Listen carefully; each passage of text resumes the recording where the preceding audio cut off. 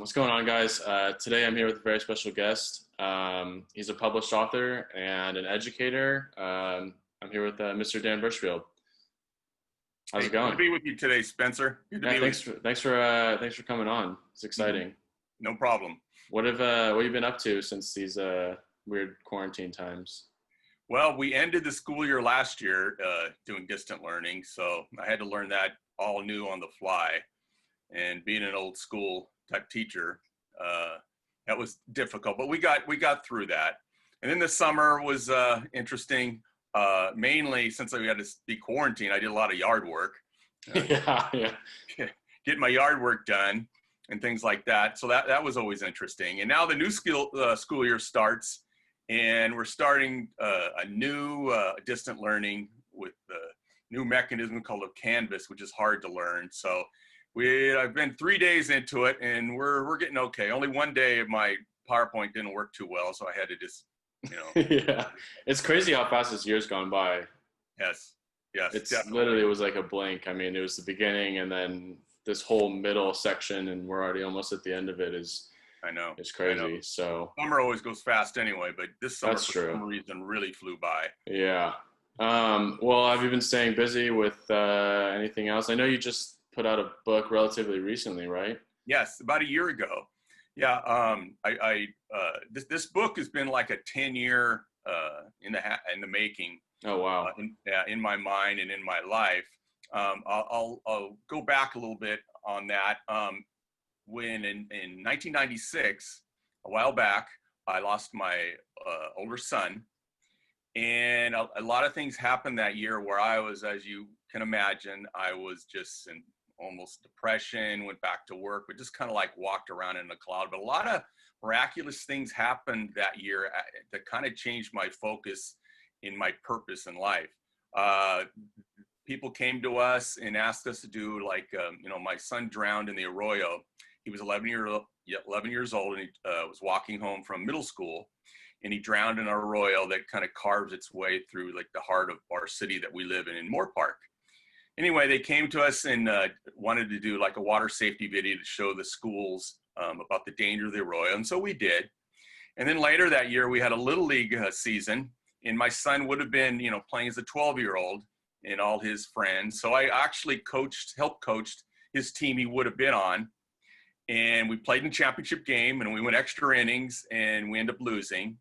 But that was okay because the kids really played hard, and they all played for Joel. And the Little League season was awesome because they dedicated the season to my son. They had a big banner out there in left field with his name on it.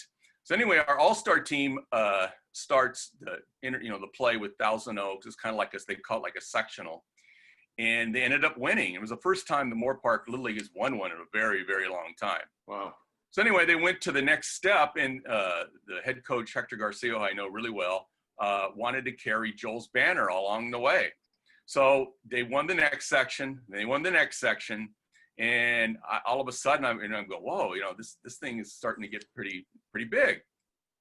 So they're going to the championship game to see who wins the Southern California Championship. And they're playing a team from La Puente, which is some really big 12-year-old kids, some of the biggest kids I've ever seen. And it was funny before the game, and I always had a lot of conversations with God before that, saying, God, why did this happen? And I wasn't hearing much, so I kind of sorry, I'm on deaf ear here. But anyway, I did a prayer I remember vividly that stated like, hey, you can keep this going. At least it keeps my son's spirit alive. Anyway, we got to the game a little late, and they were down 7-0. And I'm going, well, okay, it was a great run for these kids. A lot of them, like I said, were Joel's friends. And all of a sudden, some miraculous things happened. Balls would drop, a home run, a guy makes an error, and we ended up winning 10-8. Wow. And we go to San Bernardino for the Western Regional Championship. And now things are really getting big. And now Joel's writing stories about Joel because of this and that. Anyway, the Little League team wins, and they end up going to one of the games against Hawaii, who had a really good team. And Hawaii beat them, so we got put in the losers bracket.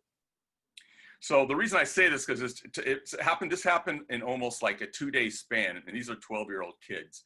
We're playing the state of Washington, the state championship. And the game went 16 innings. In fact, they had to stop the game at midnight during the 12th inning. The kids went to sleep. We stayed at a hotel in San Bernardino because we wanted to, get up. They had to get up at 9 a.m. to start the game over. They started the game over, or they started the game where they left off in the 11th inning, and they scored 1 run. We came back to tie the game up. And anyway, the game ended up ending on a home run by Blake Sharp, who's went on to play baseball in college, to win the game in the 16th inning, 2-1. But now we had to beat Hawaii twice to win the championship. Well, we win the first game, and these kids are like dog tired. This is like 3 games almost in one day. And we ran out of pitchers. So one of the players who was going to be the pitcher of Hawaii to win the championship was Joel's best friend. And I could see it coming. I said, here he spent the night at my house as a little kid. And here he goes, and he pitches the game of his life. And Moore Park wins the game 2-1. And they end up going to the Williamsport, for the Little League World Championship. And watching this happen kind of like soothed my soul and changed some of my perspective of what had happened. Anyway, they went on to Williamsport. They didn't win it, but it was just unique. And there was articles written about Joel and this and that.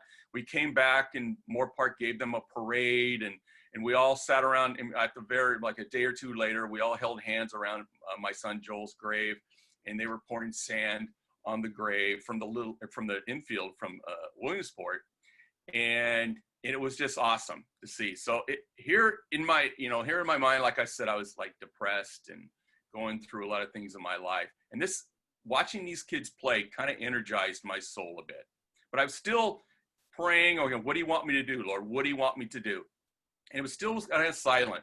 So we came back, and we wanted to get a bridge built over the Royal, so other kids, wouldn't be hazardous, crossing. And because a lot of kids just did that from school there. So we went on a campaign, a letter writing. The city council was always balking. Well, the land was owned by Southern Cal Edison and the flood control, and nobody can come to agreement, blah, blah, blah, going back and forth. A lot of neighbors, myself, would go to council meetings trying to get this thing built. Well, we came up with an idea that we had a form letter, and we're going to bombard Southern Cal Edison with letters about, hey, the city wants this bridge built so no other child will pass away in the Arroyo. Well, anyway, I called up the headquarters at SoCal Edison. I got a secretary, and I told her my name, and she goes, oh yeah, I was watching on television the Little League World Series. I know your story.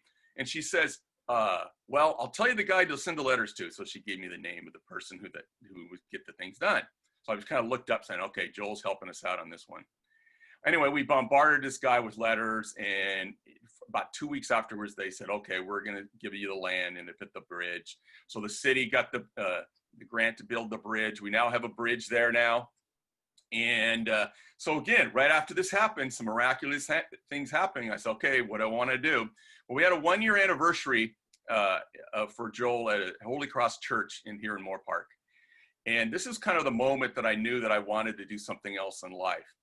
After the ceremony, one of the ladies, we had like a pie plate with a candle in it, and we all had it lit. And I would lead the procession. I would get the lit, and I'd walk down the aisle, and I walked outside, and I kind of, it was kind of getting kind of dusk, so it was kind of dark a little bit, getting towards dark. And I was kind of like in my own thoughts, overlooking the city. And I turned around and I looked, and here were all these kids who followed me with the lit candles. And I looked at them and I said, that's it. And it was kind of like hit me like a ton of bricks. I'm going to be a teacher, because they're all looking at me with, the candles. So I went back to school, and I became a teacher. It was rough. But, I've been now, this is my 19th year teaching. Wow. But backing up a little bit, I would always like to walk. And when I'd walk, I'd always, something inside me says, you got to write a book about this, Burchfield. So I said, okay, I was filing this away. Okay, I got to write this book, Anyway, another thing that back up, a little thing that happened, when Joel passed away, a lot of the people donated money for us, and we didn't know what to do with the money. And we decided to give out a scholarship to graduating seniors at Moore Park High School. And this started in 1999, and we had close to $8,000. So we gave it away until it was almost down to, like, I would say $400. We'd give out $500 here, $500 there. And we were running out of money. Well, anyway, like I said, I like to walk. And the year before that, I walked from Lake Casitas to San Pedro. It was just something I mapped out. I walked along the beach area. Everybody asked me, why are you walking? Why are you walking? Well, I said, I just like to walk. She said, oh, you're doing it for a fundraiser? And I said, wait a minute, I'll do this for a fundraiser. So the next year, I started in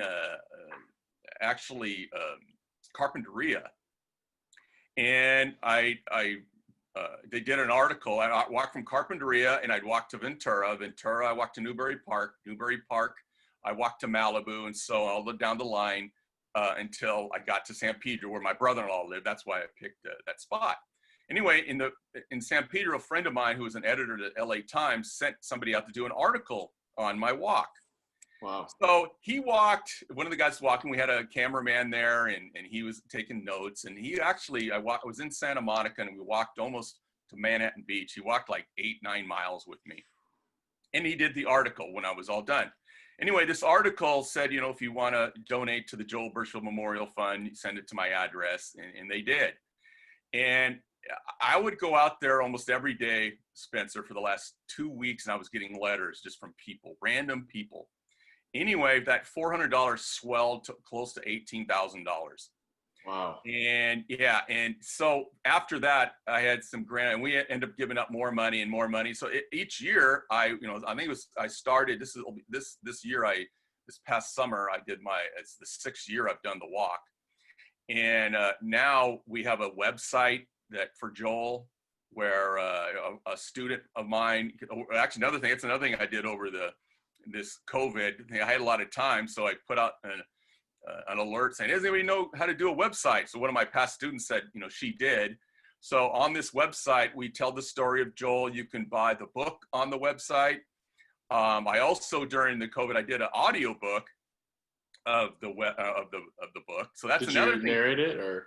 Yeah, I did all the speaking there. You know, in the book, there's a section of where the police chief of Moore Park tells his side of the story, and I got him to do his side of the story. Wow. I got my son, who wrote a couple letters, my younger son, Ryan, he was speaking on it also. And then at the very end, I have articles about Joel, and I had one of Ryan's friends read that. But yeah, it's me narrating the whole thing, and it was harder than it looked, but afterwards, listening to it, it's really neat. It's really neat. So, hey, it started off, like I said, in teaching throughout the years. I'll tell you, I actually wanted to make a difference in kids' lives because, I lost my son, and I wanted to carry that over, and I wanted to make a difference in their lives. And from doing that, I think I learned more from them, and they helped me. And it's something you never heal from, losing a child. It's something you just learn to live with. And in doing that, I think teaching the students and them giving back to me, it just actually has helped me so much immensely. And, I don't know, I have stacks of letters from, students telling me, how much I've meant to them. And they have no idea how much, this has meant to me. Yeah. So yeah, that's actually the book in my story. In the book, I journal some of my walks, and I made some characters along the way, which is really kind of cool. I also talk about my journey to become a teacher, because my first couple of years teaching, I thought, I don't know if I'm cut out for this, because I started off, like I said, I was a plumber for 20 years, and then decided, all right, now I want to be a teacher. Yeah. And it was tougher than it looked. And luckily I stuck with it, and it's like I said, it's helped me. And this year's challenging because of these new distant learning. Yeah. And because I'm more of a hands-on teacher in the classroom, and now I just stuck talking to a box. Yeah. And What was that's your whole sorry to cut you off. What was your whole like writing process for this book? Because I know you said it was like a long time coming. yeah. Were you just jotting down thoughts, or have you just always had this in your brain and like one day you sat down and you were like, I'm writing all of this? Yes, it's I told different stories, and I just wrote down the stories, and then I wrote down the journals, and then I kind of I had this all together, and I had just stacks of things. I'm going, well, I'll do this, I'll do that, and I was at a function when one of my drama colleagues, and I was talking to her about it, and she says, well, I've written a couple books, I'll help you. And so she helped me put it together. Her name was Taylor Bradley. And she helped me put it together, and she edited it for me. And she says, well, we need this, we need that. So that kind of like, so this was kind of a long process. I wrote some things down. I wrote this thing in over like 10 years, putting it together. And then finally, something inside me said, you got to get this out. You got to get this out. So I did. And that's kind of like how it went. I mean, when I'd walk, I would think, and then I said, oh, that's a good thing. I'll write that down. So the walks certainly helped me, and journaling the walks helped me. I'd be done with the walk, and I'd stay in a hotel room, and I'd write down some notes from that day, and in situations like that. And they just we just kind of put it together at the end. So that was kind of the process of it. I would write a little bit in college, but nothing, big. And I didn't think I would be like a writer. It's funny, Spencer, in the book at the end, and I was going through some materials of Joel later, because I wanted to put that in the book, like letters from his friends that went after he passed away. And I came across a book report he did in 5th grade, and it was on me. And he would, write about me and things like that. And at the end, he says, my dad would write a book. And now I don't know if I told him that, because I certainly do not remember that. And after I read that, I kind of stuck that at the end of the book. Here's Joel telling you, my dad wants to write a book. And back then, I don't know what I would have written about, but it was kind of like, a sense like, okay, yeah, Joel knew something back then too. Yeah. Was it sort of like cathartic or like fulfilling to like finish the book and like to see like what like you've created and you're like, wow, I can finally tell like my story and have somebody and like have it passed down like almost like a legacy type of thing? Yes, definitely. It was very cathartic. Seeing it all in print, because it was like I said, I put together this and I put together that, and then I'd send it to Taylor, and she said, well, I'll redo this and redo that. And it was kind of like an endless, process until we got it all together. And when I opened it up and looked at it, it was it's hard to describe. And that's one of the reasons I wanted to do the audiobook. Everybody would say to me saying, hey, you got to do an audiobook. Because, my background, I was in theater, and I've done a lot of different theater before I became a teacher. And I think that helped me definitely become a teacher, be a better teacher, my theater background. But yeah, doing that, it would say, okay, at least I have this. I don't know if it's going to be a bestseller. I self-published the book myself. I put it out to a couple publishers here and there and got turned down a few, but I'm going to keep, going at it. A lot of people have come to me and said, oh, you got to write a screenplay. This looks like a movie.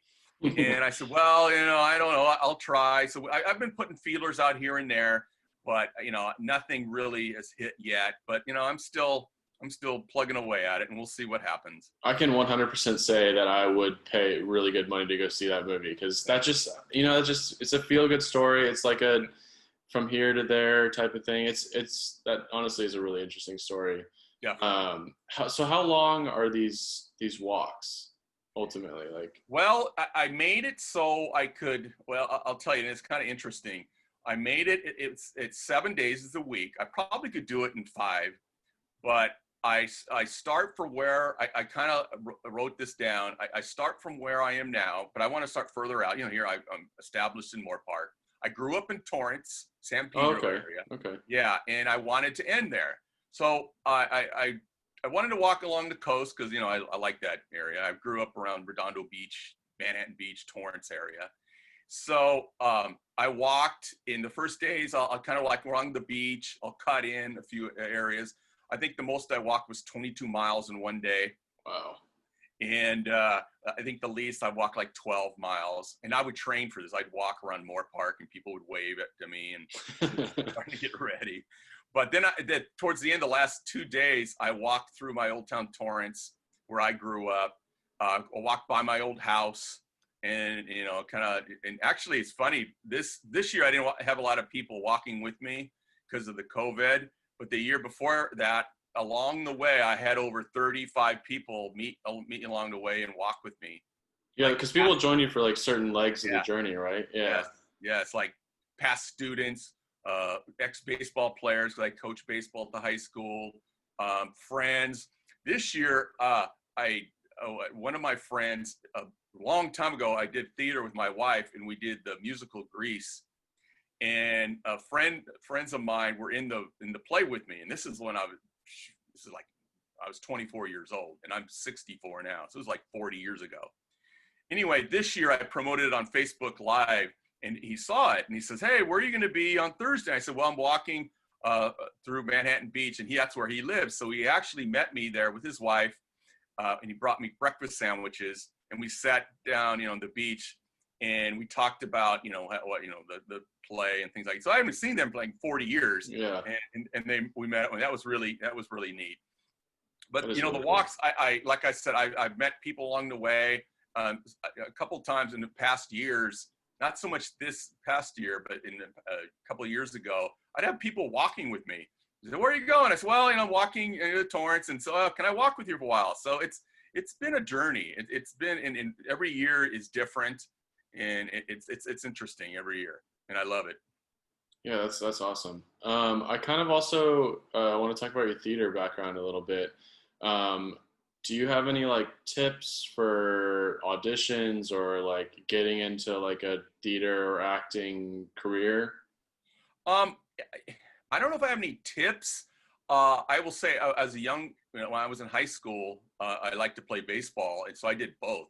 I played baseball and I was in theater. And I graduated in 1973, which was a long time ago. Back then, there wasn't many theater arts people and sports people. Right. Now there is, you see a lot of people doing this now, which is great. And I was always good at it. I was always a good actor. When I went to college, I didn't know what to, get my degree in. So I figured, okay, I'm good at theater arts. I'll get a theater arts degree. And I had to work my way up to, get into plays and audition. And I think the biggest, I would say an audition would be mainly to get up there and just, before you get up to audition, just vision yourself being the part. Not thinking about the director, whether he likes you or not thinking about who's, going to be saying, well, you're not right for the part. Visualize yourself like, I'm in this part, and just practice. And when you get up there, and hey, whether I get it or not, my whole thinking is I should make this part, and just have a positive attitude to the whole way.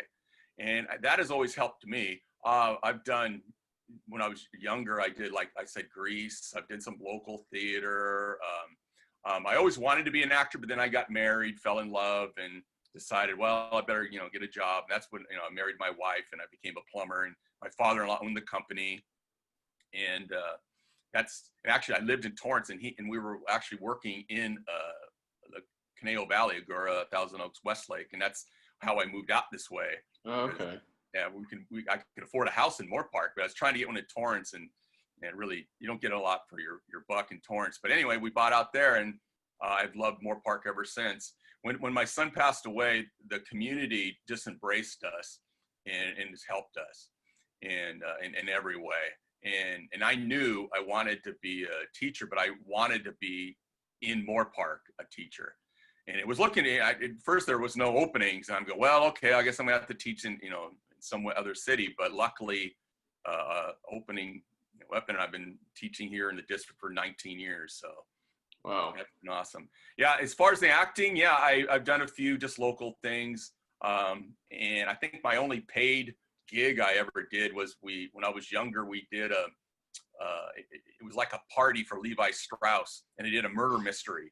And people would, at the party, they would go to 3 different rooms, and we'd act out these these scenes, and then they take notes to see who the murderer was.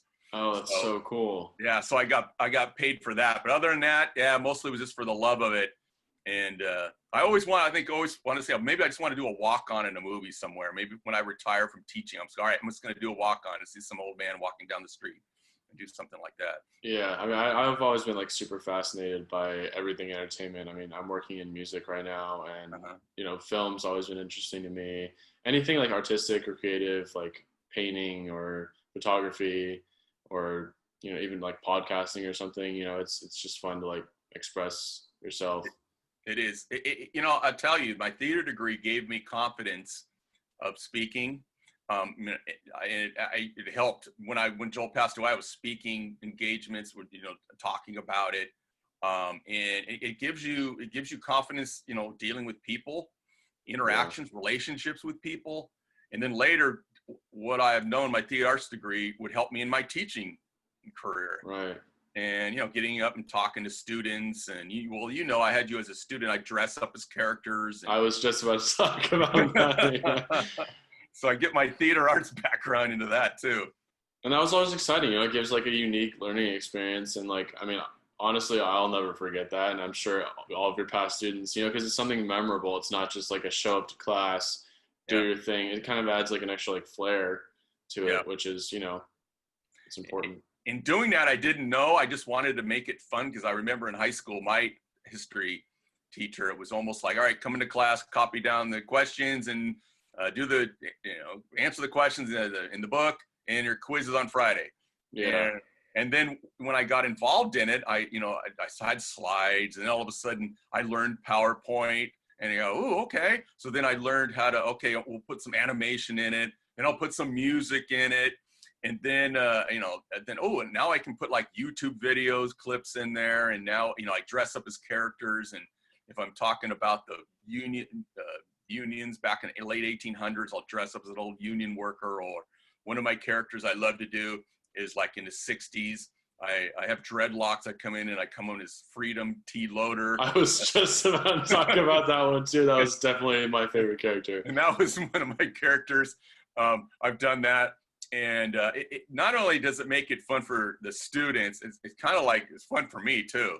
Yeah, exactly. Yeah. And I like doing that. And, you know, I had some of the, you know, like you said, the music, you know, and during teaching history, I talk about not just, you know, we'll talk about the wars and the dates and things. We talk about the music and the fashion and things like that. And you know, some of the movies of the time and that situation. So yeah, that's just the way I wanted to bring it across to the students. And like I said, it's fun for me. And if it's fun for me and I'm energetic, the kids are going to like it too. Exactly. Yeah. So would you ever do maybe like a follow-up book to your book or something shorter than that? Maybe like a... You know, I was thinking about it. Somebody asked me that question and I thought about, well, I'm not sure. Last year, my younger son, Ryan, who's now 31 years old, he's married and he had twins and identical twin boys. So I'm a grandfather now. So their names are Brody Joel Burchfield and Brady John Burchfield. So anyway, we went out there a couple weeks ago just to visit. He lives in Texas, in Prosper, Texas, just outside Dallas. And I was reading stories to him with my dramatic flair, and the kids were just like in tune to it. And I thought about, you know, maybe I could write like a children's book. Yeah. And I was kind of thinking some ideas, and I want to do it for my grandson. So I'm going to come up, and I have a few ideas. I always had an idea too of when I was doing my walks with one of my drama students one year, we talked about it, and about you know, I'm doing one of my walks, and I look behind me and somebody is following me. And it was like a runaway kid who has no meaning. And he's kind of like an older gentleman who mentors, you know, the student, and they have a good relationship, and he comes on to do something. That's some other ideas too of stories. So something like that is gonna, I've been jotting down notes, and we'll see what happens. Hopefully it won't take me 10 years to do it, but yeah. I mean, this is a perfect time to do anything like creative. Like I've gotten so much better at producing music, and I've had so much time to do this podcast, and like, cause you have all this time, and you know, it's, but I'm also like finding it to be like semi hard to be motivated during this time. And I've talked about this with like past guests too, where like you have all this time and you're like, oh, I'll get to it eventually because you know you have it. But then you're just, I almost feel like overwhelmed sometimes. And I'm like, okay, well, I'll work on music a little bit. But, you know, I just am burned out for that day and I just feel like super unmotivated. Yeah, it's funny. Sometimes you think, okay, I got to get it done right now, and you do it. Then you say, well, I got some time, and then you always slack off on it. I think one Yeah. of the positive things out of this whole COVID thing, what I have learned, is people are spending more time with their family now. Sometimes a little too much time, Yeah. and you want to get out, on your own. However, I see, like I said, I'd get ready for my walks, and I'd walk around town. And I usually be by myself. Once in a while, I'd see somebody and wave to them, or they drive by and honk at me. Now I'm seeing all these families riding their bike by or walking. And I said, that's the positive thing about it. And because let's face it, we as a society, and I got this when I walk a lot, and I see cars whizzing by me. And I'm going, I wonder if they recognize, me, because they're just like, how you have to rush to get to work, or you're rushing here, you're rushing there, or you're on your phone, and you just kind of miss looking around at life. You miss, like, you're looking at the ocean, or you're missing, or just the life around you, the environment around you. And I think that's kind of slowed things down for people and maybe given them a different perspective, I hope. I think that's the positive part. You got to, not only that, you're just cooped up too much. You got to get outside. Yeah. I mean, I tried to buy a bike at the beginning of quarantine, and like Walmart and Target and all those places were like completely sold out, like completely sold out of bikes, and it's good. Like it's getting people out to exercise more and like go be outdoorsy, and because you have to spend all that time. And so do you think you have any like advice for like staying motivated or inspired during this, or? It's what helps me, and I don't know if it would help everybody, but I'm motivated each day. Well, what happened to me, and knowing my background, I wanted to make a difference, and mainly teaching has helped me. But I think what's also would help other people too is kind of like before your day starts, just kind of take 5 minutes out of the day and kind of like, not so much meditate, but it could be that. Just sit there with your eyes closed and just breathe. And then, okay, this is what I want to do this day, and kind of think of things that you can do. I'll tell you, giving out scholarships, we've given out over $22,000 of scholarships over the years. I wish I would have taken pictures the last 5 years, and that we put that on the website. So if anyone and your listeners know, I'll give you the website at the end. And but giving that money away, and then some of the students that come back, because we give them the money. And now this past year we gave out $5,000, $1,000 each to 5 students, and we give them a picture of Joel and an angel pin, and keep in touch. And I've had people, one of my, this is in the book too, one of my past students who was having trouble in school decided to finish it out.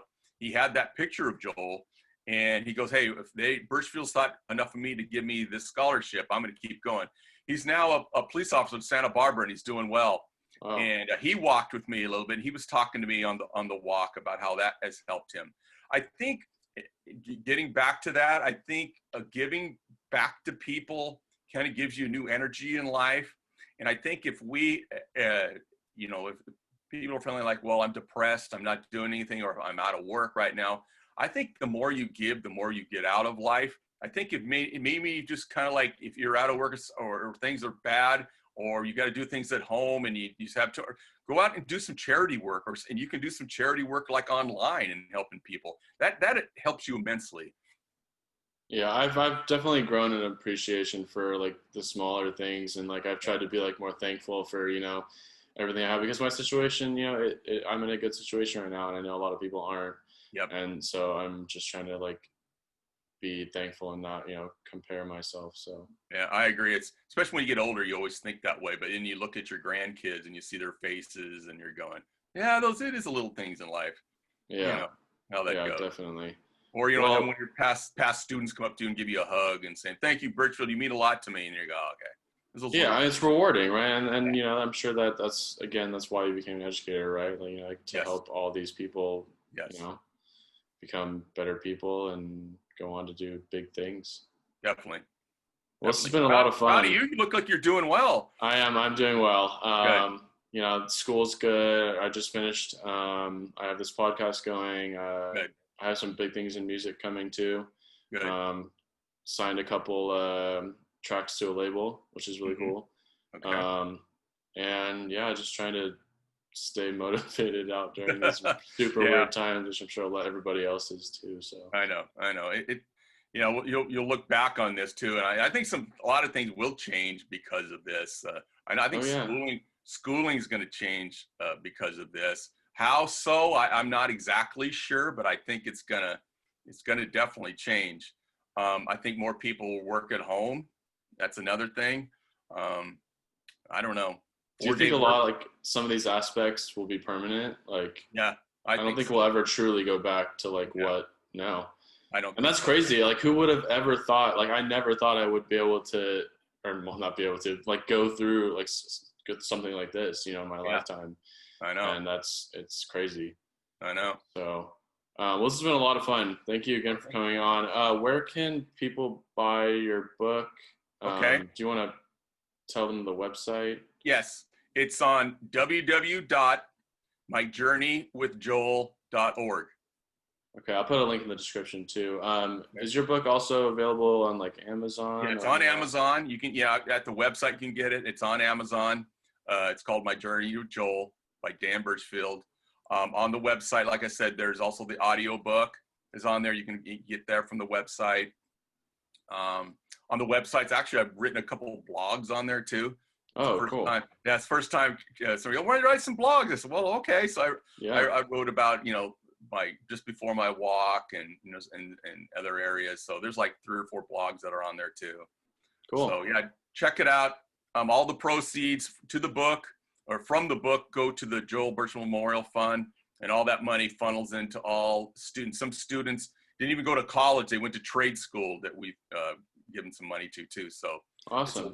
wide variety of students from Moore Park High School. Is there anything else that you want to talk about before we wrap this No, up? I think that's about it. I guess I'll tell you one thing, being a teacher nowadays, if you haven't found any new appreciation for teaching, I'm telling you, it's one of the hardest things. I can, like I said, my theater background is me, you know, I could actually go one-on-one with students or even a group of students. But when you're looking at a computer screen and you see like 20 faces or sometimes dots, and these kids are like, you're going, and you ask them questions and they just stare at you. It's Yeah. tough. And then if something goes wrong, like, you know, like I said, on my first day, the PowerPoint kind of like just died. So I had to go, all right, well, this is what it said. So, I mean, teaching is, if all you people out there, I mean, some of the teachers, you just got to give them some love because they're going to need it. Yeah, it definitely puts more pressure on you guys for sure. Definitely. So So cool. Well, I'll leave it on that. Give more appreciation to the teachers. awesome. Well, thank you again for coming on. Okay, Spencer, no problem. Awesome.